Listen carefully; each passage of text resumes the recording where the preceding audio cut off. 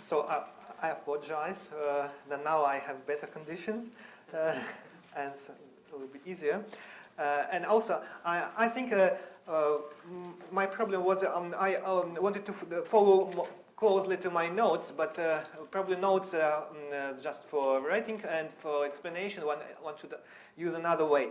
So let me explain the first what I wanted to do. My first purpose was to introduce some polynomial of many variables which non-vanishing condition is equivalent to non-degeneratives of the hypersurface. Let me explain again. So we have a finite subset in the lattice. This one? Oh yes, thank you. Yeah, thank you. So you have a finite subset. We have a polynomial, just summation over lattice points in this subset, some coefficients to the power m. And we put condition of non-degeneracy condition with respect to Newton polytope. So Newton polytope of the equation. So it's just the convex hull of all monomials which appear with non-zero coefficients. So usually we assume that Newton polytope of this polynomial is just exactly convex half of set A. So, but in general, by Newton polytope we mean we take exponent and which appears with non-zero coefficients and take a convex hull. So the condition was formulated in the form that I take some for any phase I take a polynomial and take also partial derivatives of this polynomial, logarithmic partial derivatives from 1 to d dimension, and this system should not have a solution, which means actually, for example, if we take so f theta just equals f, so it's the case theta is delta, that this condition means that the hypersurface defined by equation f equals 0 is non-singular, because the singularities are exactly zeros of polynomial and simultaneously zeros of derivatives. So that means for this hypersurface it's non-singular. Not only this hypersurface should be non-singular, but also non-singular should be also hypersurface in small dimensional torus that appears from each phase. So this is actually a non-degenerated condition. But now I would like, so now I see it's better to divide into pieces and do them separately. So now I would like to write down this condition as a polynomial equation of non-vanishing of some polynomial. So take an example, the first example which I will, and a very common example, I take just points from 0 to n, and in this, and the polytope is just a segment. So in this case, as I said, so we take our polynomial, just summation I x to the power I from 0 to n. The polynomial which describes non-degenerate condition is easier. It's just the product of, I would like to write down in the following form. So where df is a discriminant, so this is a discriminant.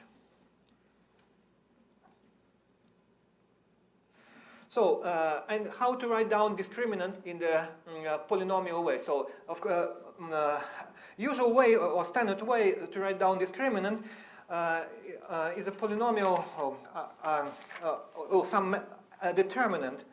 It's a formula of Sylvester. So we take A0, A1, AN, then shift it A0, A1, AN, etc. And then we repeat the same with the derivatives, the coefficient of derivative. So we repeat this n minus 1 times, and with derivative we take it n times, and here you write down A1 to A2, and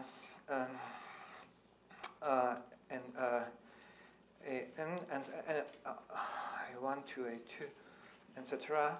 So you get a matrix of sized n minus 1 times n minus 2n minus 1, and the non-vanishing condition for this, so up to some scalar, it will be a discriminant of polynomial one variable. So the question is how to generalize this to high dimension. And it turns out that the only way to do it is to go from the usual notion of discriminant of a matrix to discriminant or to the determinant of the matrix. Here we'll apply determinant of the matrix, but high dimensional needs determinant of some complex. And I wanted to explain what it is, but let us skip this. So there is a notion of determinant of a complex, and I only want to explain what kind of complex. I don't want to repeat the definition. It's written also in notes. But the complex we need is just the Kazul complex that we already mentioned. So we take, in general, we take d+1 elements in the homogeneous component of degree 1 of this ring. So it's a graded ring. And take complex. The complex will be the complex of 3 modules of this ring, and the complex will be a resolution of some finite dimensional ring, which is just S delta divided by the ideal generated by.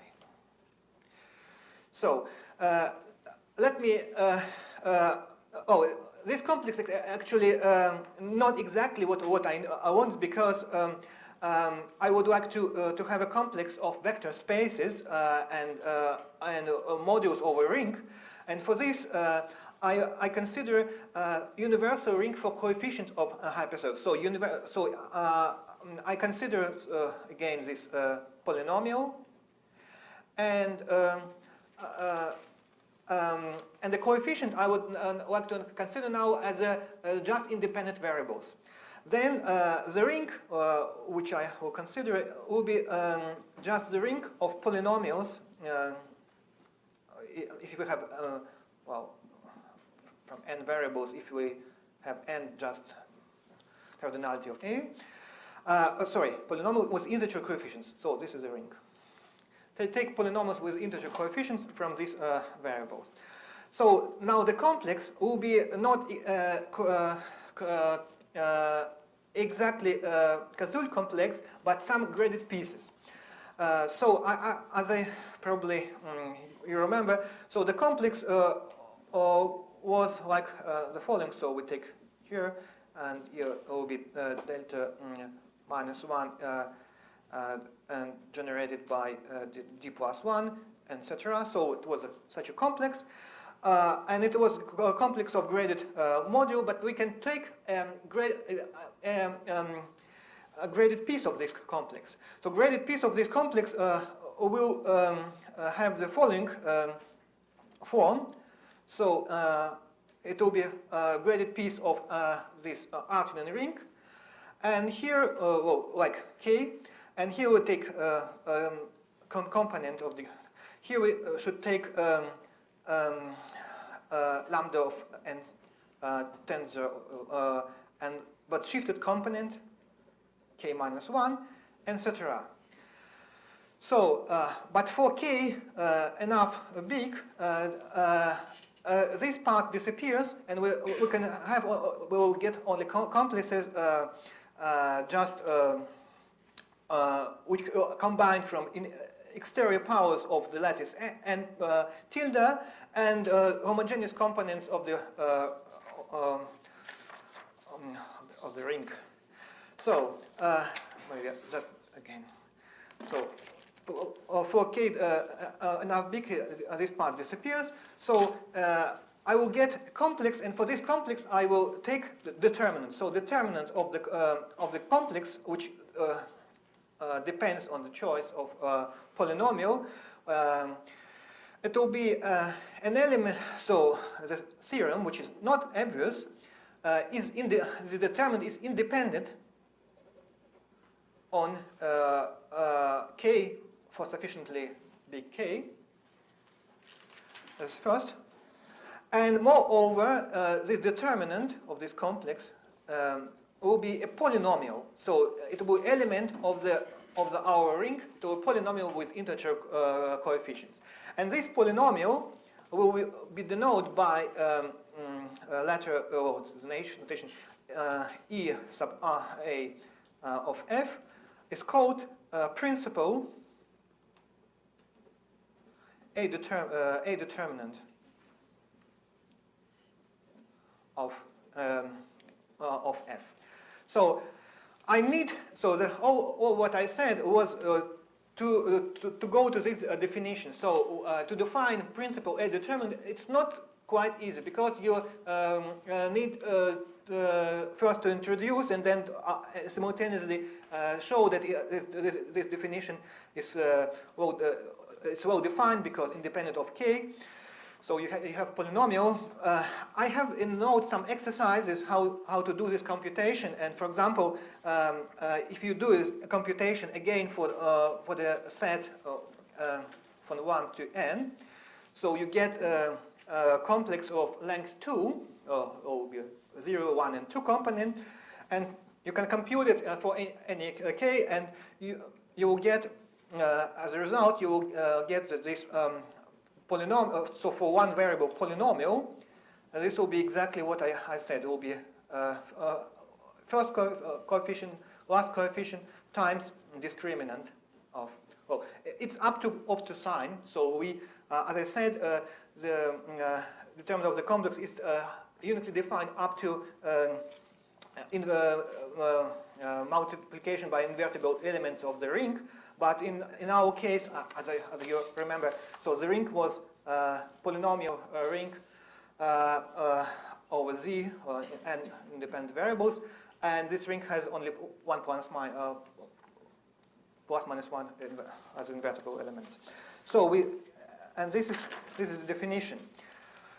So the advantage that you can apply this definition for polynomials with many variables for arbitrary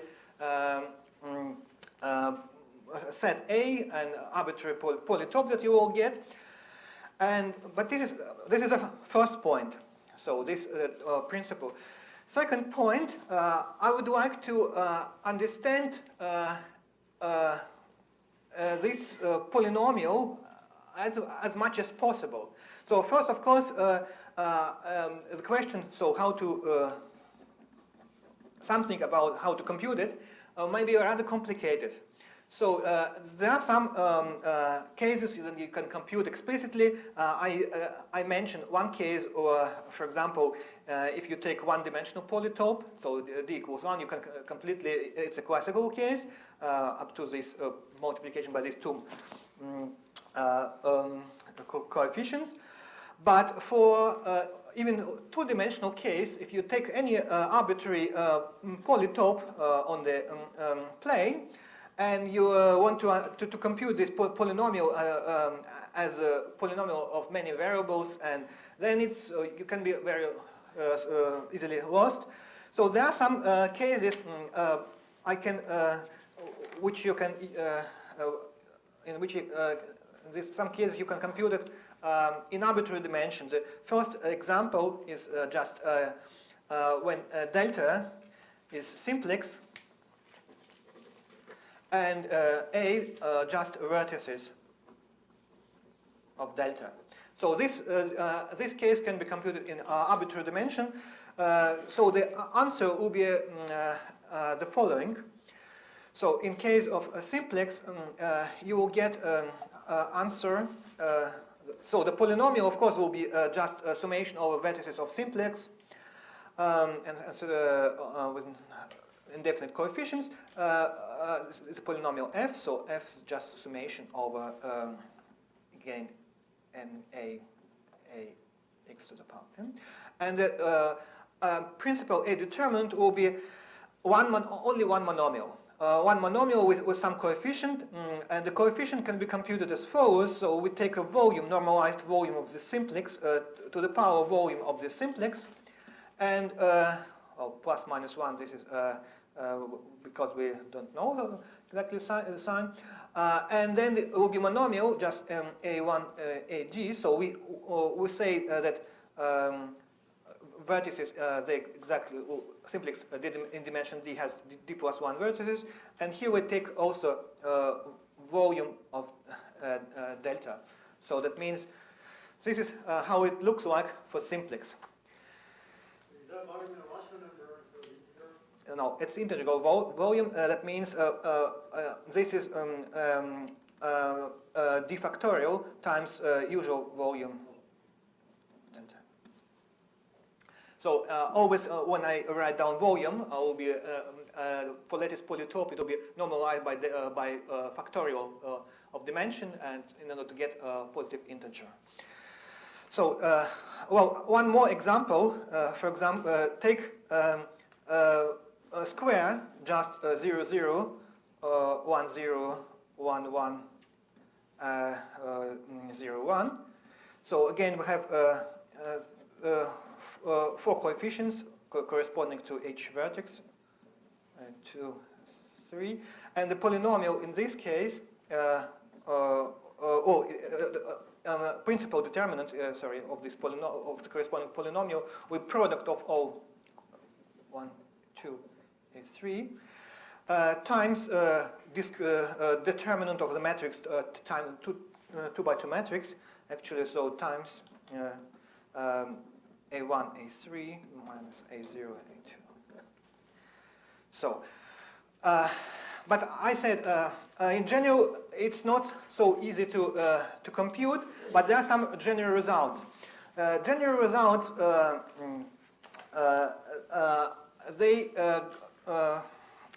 I need. So first of all, I can compute degree of this polynomial. So the principal determinant of the polynomial is homogeneous polynomial of degree d plus 1 times volume of polytope. Now it's not necessarily simplex; it's arbitrary. Of course, for simplex, it should be, of course, satisfied because you have d plus 1 variable to the power you get is satisfied. But it's true not only for simplex; it's true for arbitrary. And for example, if you take d equals 1 and this delta equals again this degree of this will be just 2n. And degree, I remind you, the degree of the discriminant, classical discriminant, is 2n minus 2. So now I would like to, as I said, we have one homogeneity condition at least, but there are some other homogeneities. There are d more homogeneity conditions.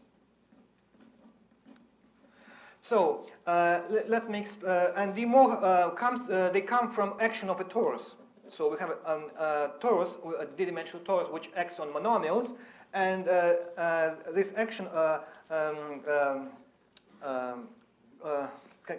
can be that action induce action on the determinant of the complex, and we'll get also some characters. In order to compute, so there is an answer in notes how to find other homogeneity condition, but I would like to keep elementary level and say what means this condition in dimension d equals 1. So for dimension d equals 1 again, so this is delta 0 n. A second homogeneity condition. So, by the way, I would like to write down probably explicitly this formula. There is another formula for classical discriminant, and you can use this formula also to see. So the classical discriminant is just n to the power 2 minus 2, and here you take a product over all pairs of roots squared. So this rho d are roots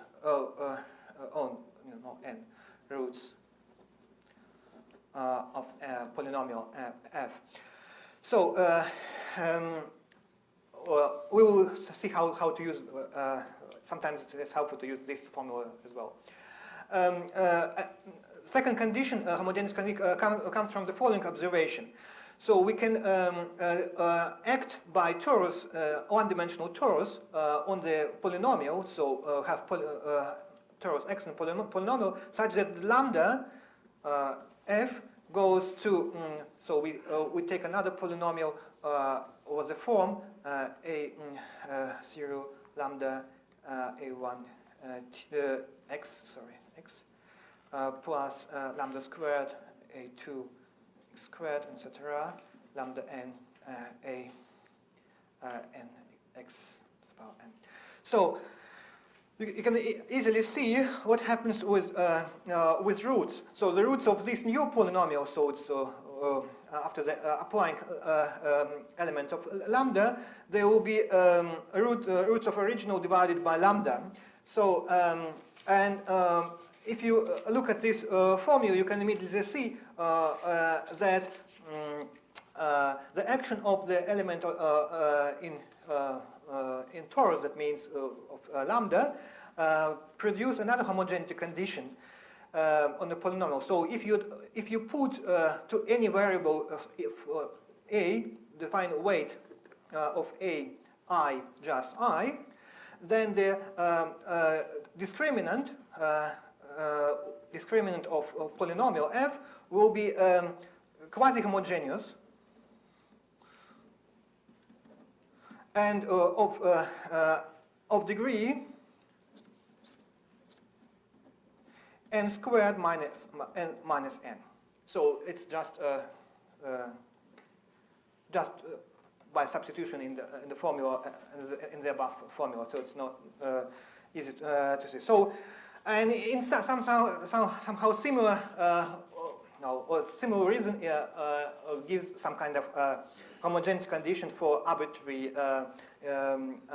principal a determinant of the Laurent polynomial in many variables. Sorry? That means you have that if you take monomial, which appears, so we write down a discriminant as a polynomial of variables a1 and an, and we take a monomial k, which appears, so k1, a1, k2, kn, which appears with non-zero coefficients in the discriminant. And it happens only if we have the following condition satisfied. So here it will be 0 because it's weight 0, k0 plus 1, k1 plus n, kn equals n squared minus n. So that means, well, on monomials, it gives another linear condition. So that means all monomials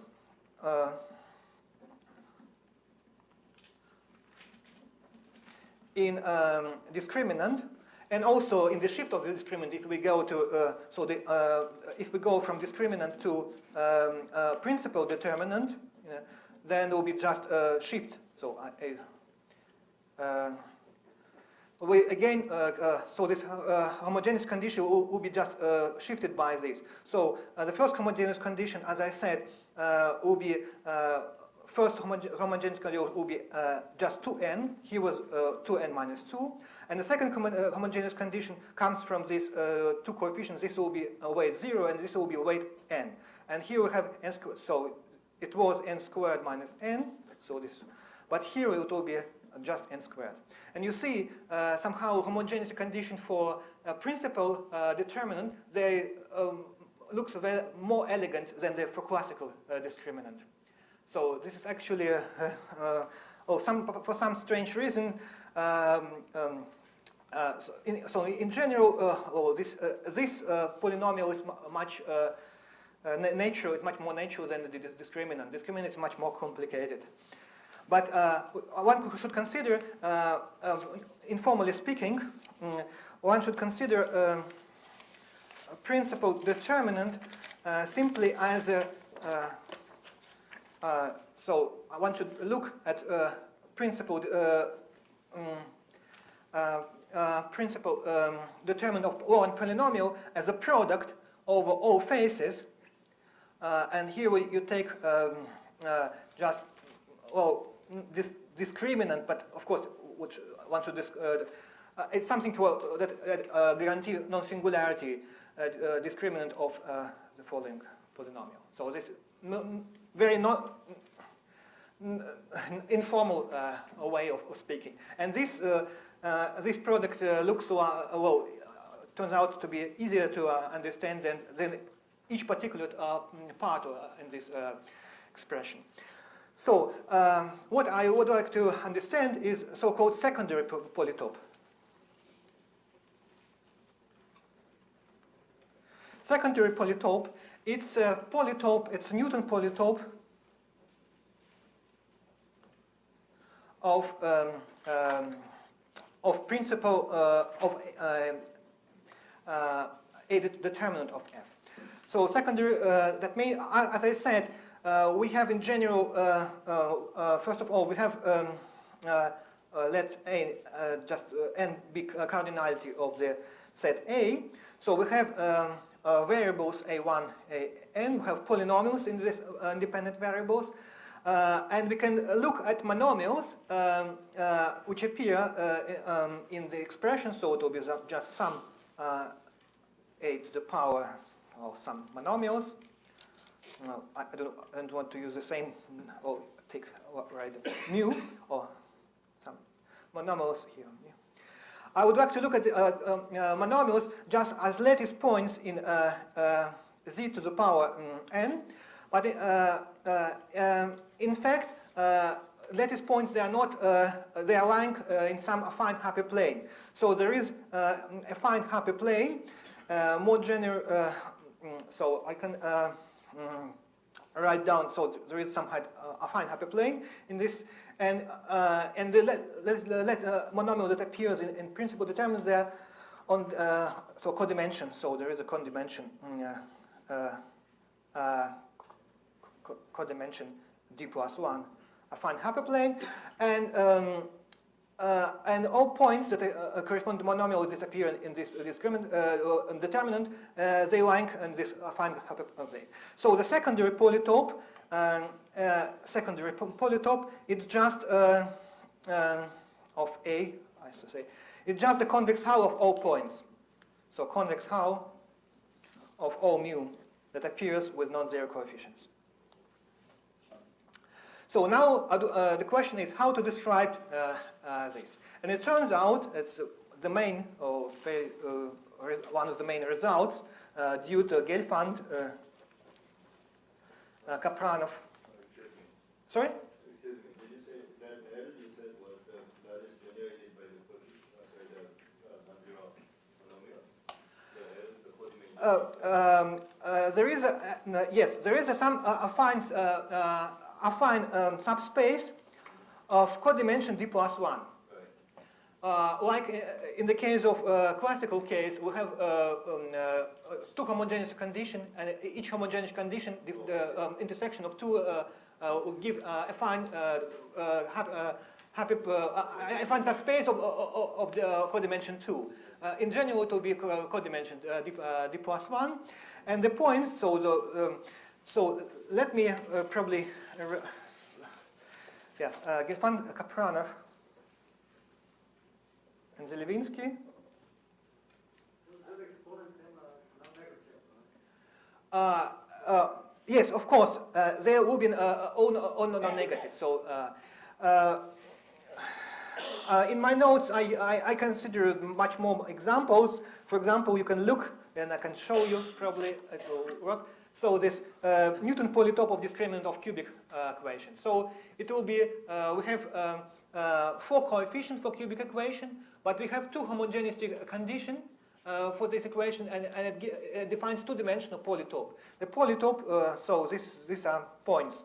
So there are 5 monomials in the expression of cubic discriminant, and this, so there are 4 vertices of this polytope. Well, actually, you can explicitly describe Newton polytope of discriminant in arbitrary dimension, and it turns out to be topologically cube of dimension d minus 1. So it has 2 to the power d minus 1 vertices, and this is, so for degree for quadratic polynomial we have just integral two vertices. But of course, high dimensional is much difficult to give a picture. Let me now. So there is a Gelfand, Kapranov, and Zelevinsky succeeded to describe all vertices of the secondary. So all vertices of secondary polytope for arbitrary set A. And the description looks as follows. In order to there are 2 ways. Either I give a general definition or description and then give examples, or the first start with examples and then. But let me now. I think it's better to start to explain maybe with example, because otherwise it will be notation will be too complicated. So take again d equals 1. I will assume that I would like to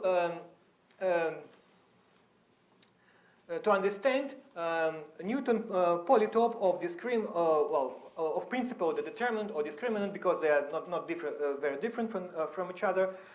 So how I can do it? The idea is, it turns out to be very classical. We consider Newton diagram of one-dimensional deformation of the polynomial. So let me explain in more detail. So we have so let's consider special. Let's consider some integers m0, m1, and etc. mn. So positive integers. And let's consider a family of polynomials of degree n, which have as coefficients just powers of t to the power mi. So that here will be first just free coefficient will be t to the power m. Then it will be here times x plus etc. And then we take yes, x to the power n. Yes. So now I would like to do the following. I would like to fix this and to understand asymptotic behavior of the discriminant. So now we fixed. So we have we want to, for example, to look at discriminant and write down. So the discriminant will near t equals 0 will have some kind of behavior. It will be some integer, like epsilon, or not, it will be with some coefficient, and plus a small O of t.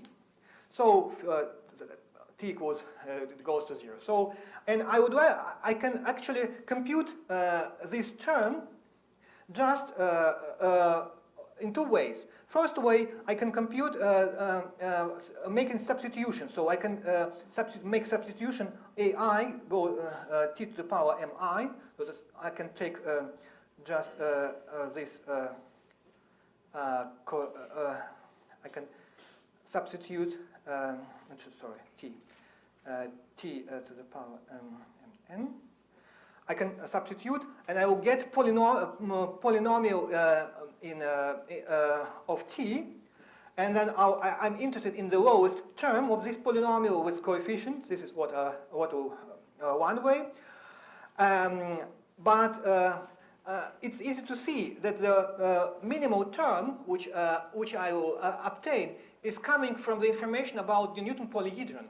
Because so we can write down it in the following way. So it's sum of monomials, and here we can write down it's t to the power scalar product k with m. So m just m0 mn. So that means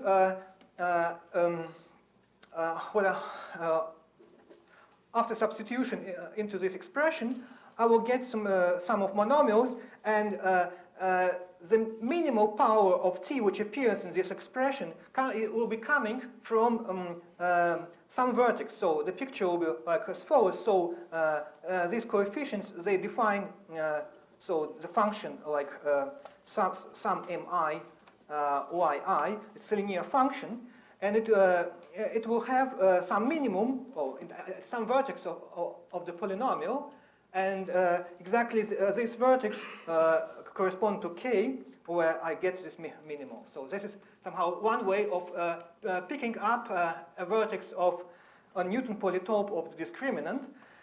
Another way would be the following. We can write down discriminant of the polynomial again in the form as I wrote I forgot. Was a0, no, it was an to the power 2n minus 2, and the product of over aj, and here we have a difference of all pairs of roots.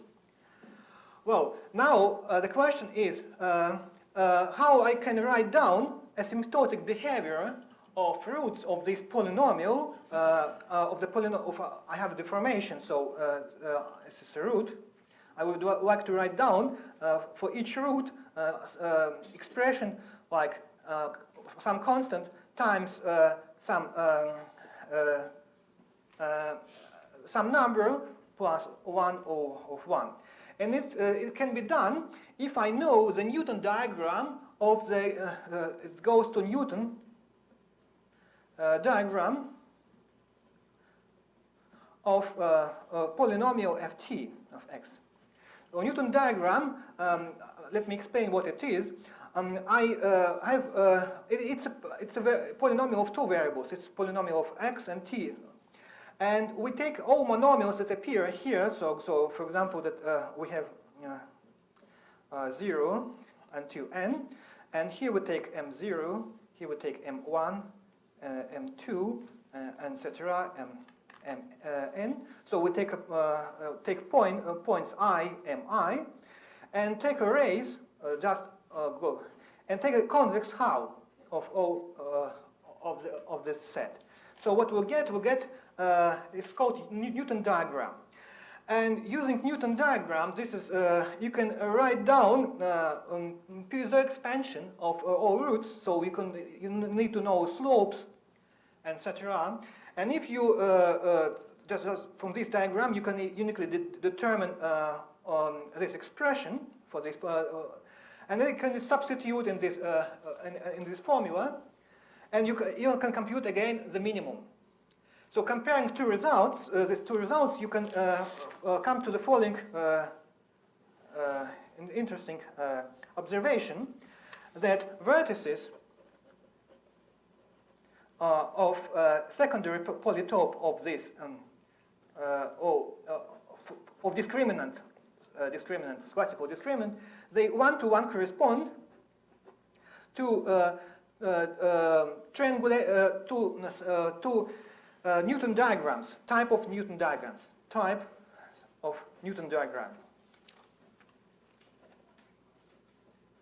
So what does that mean?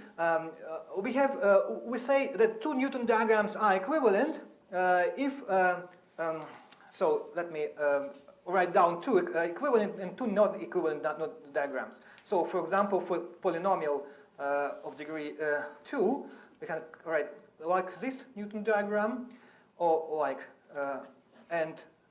this Newton diagram. They will be equivalent in the sense so that if you take a projection of each side, you get exactly the same partition of the interval. But the Newton diagram, so if your points will be in this form, the Newton diagram will be just one. So it's not equivalent to this. So it defines a partition of interval just in one interval. So here you have one angle, so vertex, and here we have no interior vertices. So see, these are. So we can say that in this situation, Newton diagrams, they are parameterized. Each type of Newton diagram is defined uniquely by choosing some subset of lattice points, and that means you take a subset I into set from 1 to n-1. And exactly there is 2 n-1 possibilities. Each of these possibilities gives a vertex of vertices of cube of dimension equals n-1. So this is how it works in one-dimensional case. And it turns out that the same idea works also in high-dimensional case. Not the proof, but at least the result. So now I'm ready to explain the main result of Gelfand, Kapranov, and Zelevinsky. Sorry, before we do that, Yeah? could you back up and could you say once again what the types of the Newton diagram are? Type of the Newton diagram. Well, okay.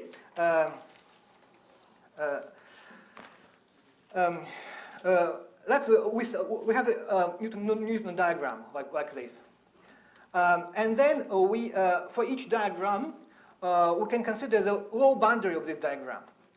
Each face of low boundary is a segment. We project this segment just downstairs on the interval, and we get partition of the interval into the subsets. So two Newton diagrams are equivalent if and only if the partitions are the same.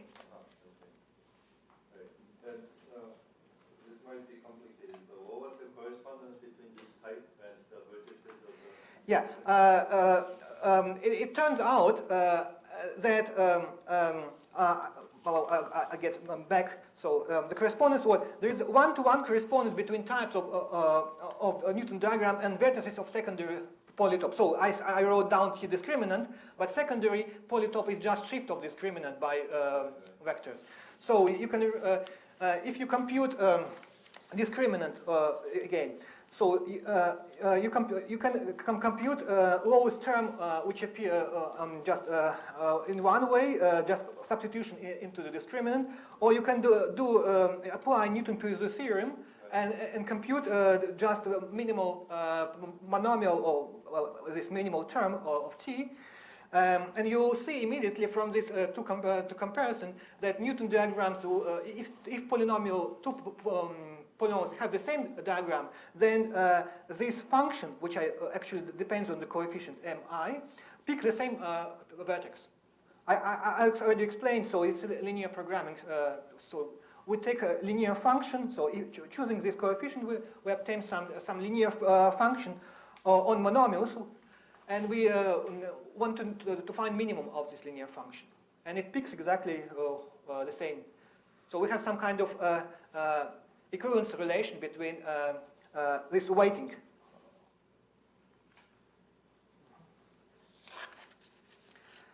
So now, so the result of Kapranov's is actually a high-dimensional generalization of this picture. So, so here the picture was, this basis was our polytope, but the polytope need not to be one-dimensional. It may be two-dimensional, three-dimensional, etc. So let's take arbitrary, for example, two-dimensional polytope. Now we want to write down analog of partition as we get in the previous, and we want to would like to be interested in partitions which come just from boundary some Newton polytope. So that means the procedure is again we can say let's take for any polynomial let's take just polynomial of the following type. So we write down again summation over all elements of A here, and instead of coefficient we write down t to the power some phi of m, and here will be x to the power m. So this will be instead of am. So we specialize just by.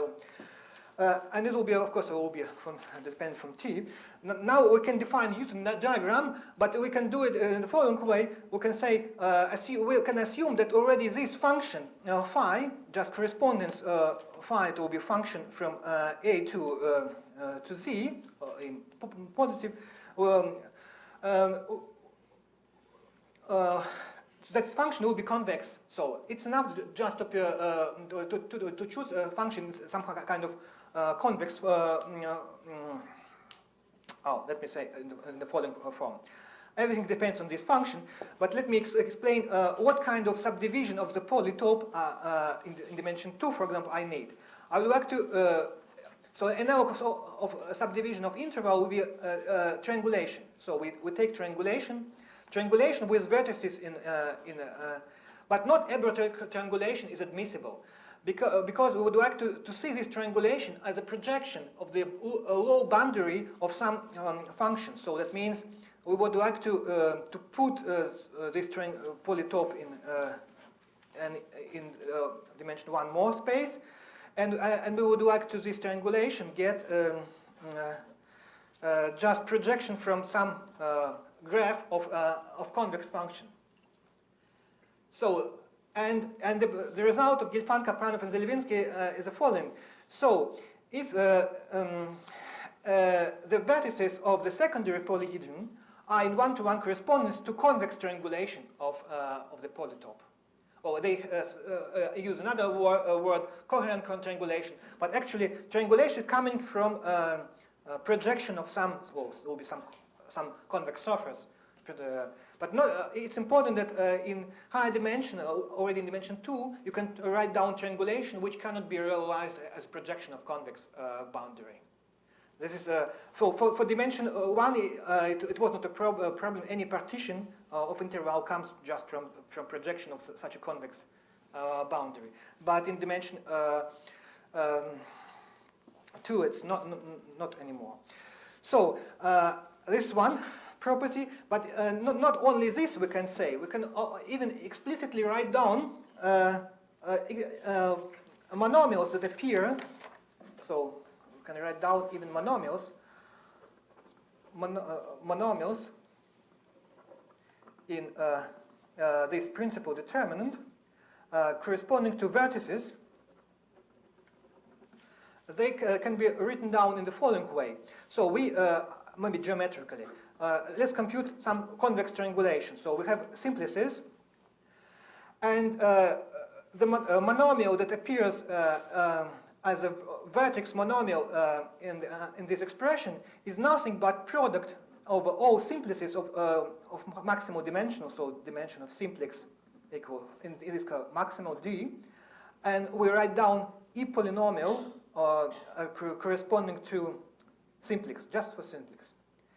So A. So because I have already explained that not e-polynomials, principal determinant for the case of simplex is just one monomial. So that means what we will get, it's not product, it's product. Sorry, product of. So let me explain what will be, for example, in one dimension one. It's written in notes, but. Oh, it will be some kind of, the coefficient will be product over all simplices, dimension d, volume of simplex to the power of volume of simplex. And, well, here you get, this is coefficient. And the monomial will be also, can be computed. I have written already the function for each simplex. And so this is one of the main results. The statement is the following. So, as I said, vertices of secondary polytope that appear in this that means extreme monomial that appears here. They one-to-one correspond to convex triangulations or types of Newton diagram that you can make not only this correspondence, but also explicitly write down monomial that appears. In notes, I explain how to do it explicitly for one polynomial in one variable, but but general case actually not complicated. How to say the monomial that correspond to vertex, it will be product of monomials. On each monomial is coming just from each polynomial of this simplex. So we take one simplex. Write down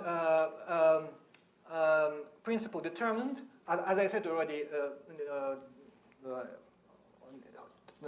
in my talk. So the maybe I will write down again. So this for simplex will be just volume of simplex to the power of volume of simplex, and here will be a product of over vertices of simplex. Or K, for example, to the power again volume of simplex. So this will be expression. So if you collect all these coefficients, you will get as a common coefficient you get such a product. Oh, sorry, to the power, of course. What kind of triangulation are allowed? What kind of any triangulation which comes from boundaries. So how to get triangulation? We take polytope. We write down. We take a point here, and we take we'll take value of the function, convex function, and we get some kind of surface. We project. They will get some triangulation. If somebody gives you a triangulation, how do you know it comes from? It's not easy because no, it's not immediately. You can check it. It's a condition of linear inequalities, but you cannot say immediately if you have triangulation whether it's possible or not. So you can check. So you can write explicitly what means. So you have convexity along any face. And this convexity gives you some inequalities. If these inequalities can be solved, in the strictly solved, so that you have strict convexity here, here, and here, then it's okay. But it's of course for any particular triangulation, well, it's not immediately clear. There's some triangulation which can be realized as projection. But this is a result, and well. Just and from this result you can also actually, if you know how you can write down other homogeneous condition for discriminant. They can be seen just from this result. So as I said, you have action t torus x on the coefficients of this polynomial. And you will get here character, so character of a torus, which action will be yes, of course, you will get character times, it will be just multiplication by character, and the character is nothing but the following. You take d plus 1 times d factorial and take it will be a point, so character barycenter. That means I take the integral, so I take a polytope, I compute a barycenter of this polytope. That means just use standard definition as if it was a hard body. So I get a point in the there is a barycenter in the polytope. It's a rational point, but if I multiply this rational point by the d plus 1 factorial, I get an integer point, and it's exactly homogeneity condition. I have written it in better form in notes, but since I have not much time, so 5 minutes left, so let me stop.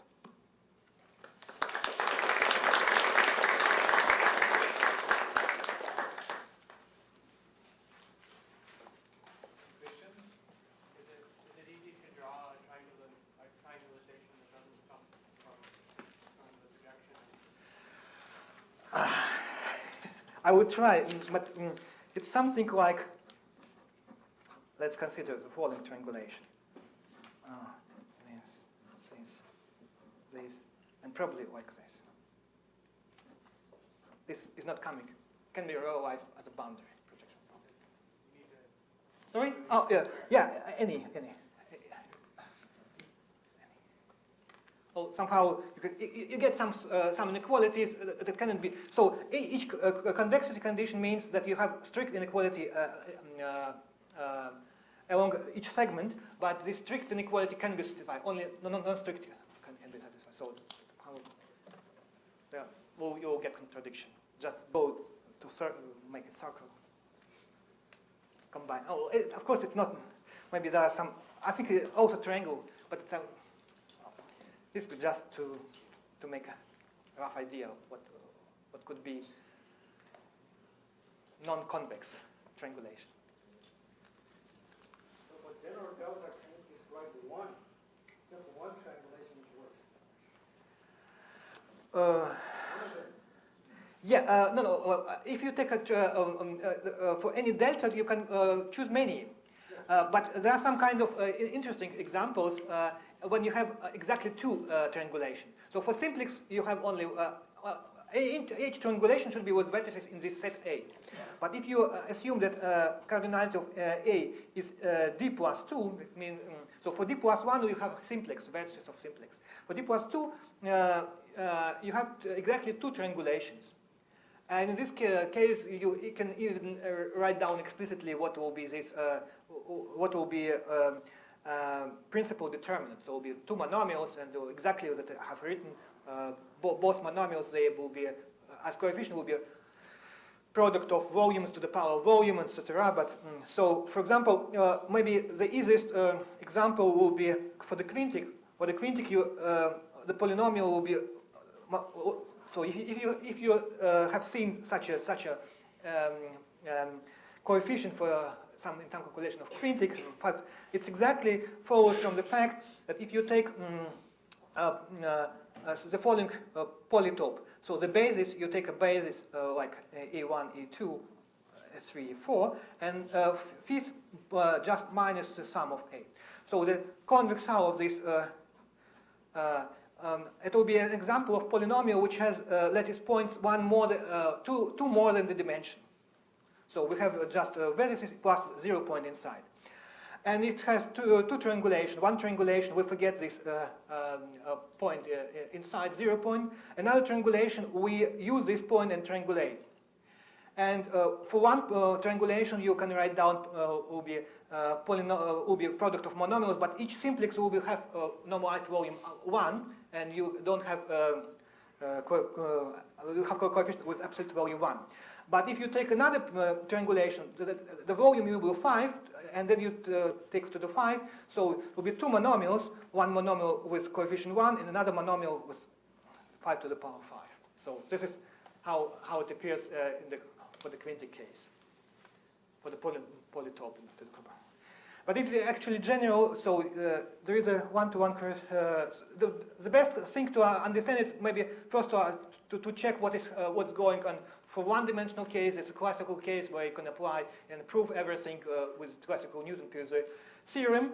And the second, and then it will be easier to understand what happens in high dimension. But high-dimensional picture is analogous to one-dimensional case. The only difference is that not every triangulation is admissible. More questions? More questions? Not this triangulation.